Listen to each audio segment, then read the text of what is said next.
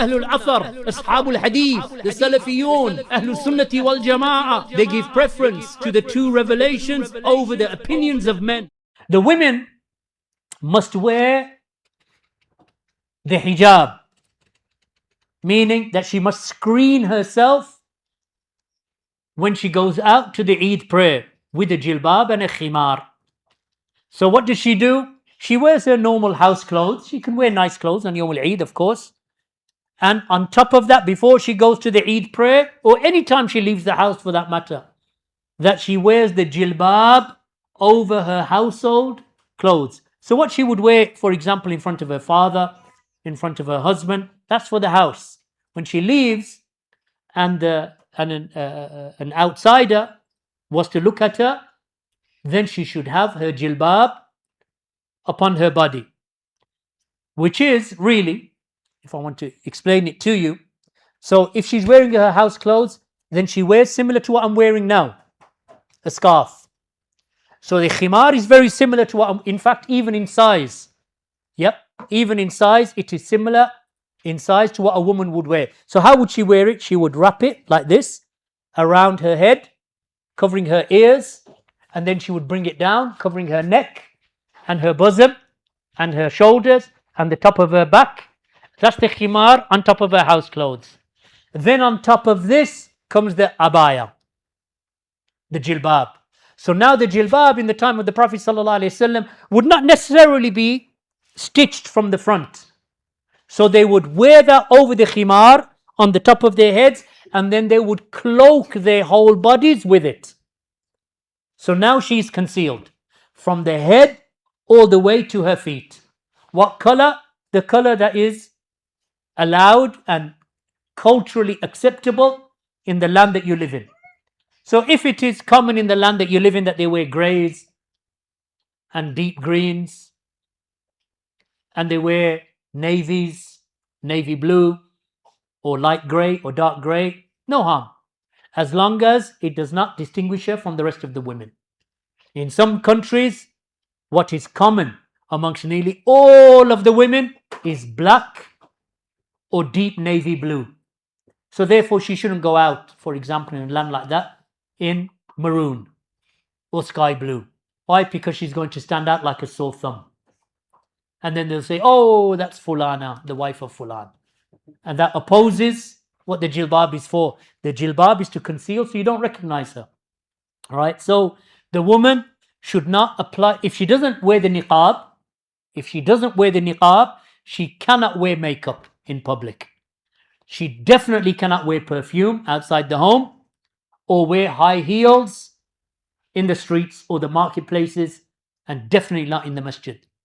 And this is why it is from the rulings of the Sahaba, marfu' from the Messenger of Allah sallallahu alaihi wasallam, that when they would see a woman and she was perfumed walking to the masjid, they would command her to go back to the house and make the ghusl to wash off the perfume before she returns back to the masjid. So in a gathering like Yawm al-Eid, a woman should not enter into a massive gathering like that and she is perfumed and she has lipstick and she has eyeliner and she has blusher and she has foundation. And now you see women these days, artificial nails, making them longer. Haram. The sunnah is to cut the nails, not to make them grow like animals, like talons on a predatory bird, like an eagle. That's not the purpose. Not to extend it, you're supposed to be cutting them back. Likewise, that a woman, she should not wear artificial, lashes, artificial lashes to make them extended and longer. What is all this for except to attract the attention of men and put the men to trial and put yourselves into trial? Because not all men have good hearts. Not all men will look at you and look down. There are men out there who are predatory. So do not make yourself a person who puts themselves into a state of danger from those men who have no manners and they have no etiquette when they see women. Allah subhanahu wa ta'ala has commanded us to lower their gaze, to lower their gazes and to protect their private parts, and that is purer for them. But some men don't do that. So do not, my sisters, be a target for these types of men, because they are lowly anyway. What do you want yourself to be looked at by the lowest of men? Barakallahu feekum. So therefore, my sisters, wear the hijab or the jilbab on top of the khimar in accordance to the sunnah. But as long as you meet the conditions of the jilbab, al-mar'a, al-muslima, then you have fulfilled the conditions. So learn the conditions, act in accordance to them. The garment should cover you from head to toe.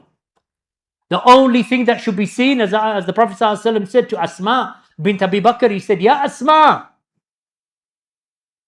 when a woman reaches the age of puberty, I should see nothing. Nothing of her should be seen except for this and this. And he pointed towards the face and the hands. However, the niqab, as is established from other narrations and from the wives of the Prophet ﷺ and the believing women, the niqab is better for you, my sister. And covering the hands is better for you, my sister. That is better. But we don't say it's wajib. And I don't want to make that which is sunnah, mustahab, into something that is wajib. Even though some of the scholars, by the way, do hold the niqab to be wajib. Some of the scholars do hold the niqab to be wajib. So bear that in mind. So my sister, meet the conditions. Head to toe, you're covered. And it doesn't have to be one garment. Yani it doesn't have to be one abaya from head to the toe, as Shaykh al-Albani and Bin Baz and others have pointed out. It can be two-piece. It can be more than that. But to keep the body, to keep the body covered properly, then one piece or a two-piece lends to that a lot easier. Also, the garment should be wide so your limbs are not seen. The size of your hips, the size of your waist, the size of your bosom. None of that should be known because the garment is wide. The garment should be thick so you cannot be seen through. We should not be able to see what's through your garments. Right? The garment should be a material that is not ostentatious. So you should not have frills upon it and lace upon it. That the whole point is not to look beautiful and alluring. So once you start putting lace and lingerie edging on it and stuff like this, it's not good. Right? Because it shouldn't be lacy. It shouldn't be glittery. There shouldn't be ornaments hanging from it. It should be simple. And the color as well, it should be in line to what the women of piety are wearing in the land that you live in. We're not talking about the women who don't follow piety. So you say, oh, they dress like that. No, we're talking about pious women. How do they dress, and the colors that they use and the material that they use, and so on. If you meet the conditions of the jilbab of the Muslim woman, then that's fine.